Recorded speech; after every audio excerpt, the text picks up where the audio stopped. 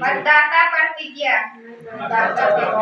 हम भारत के नागरिक लोकतंत्र में अपनी पूर्ण आस्था रखते हुए यह शपथ लेते हैं कि हम अपने देश की लोकतांत्रिक परंपराओं की मर्यादा को बनाए रखेंगे तथा स्वतंत्र निष्पक्ष एवं शांतिपूर्ण निर्वाचन की गरिमा को अक्षुण्ण रखते हुए निर्भीक होकर धर्म वर्ग जाति समुदाय भाषा अथवा अन्य किसी भी प्रलोभन से प्रभावित हुए बिना सभी निर्वाचनों में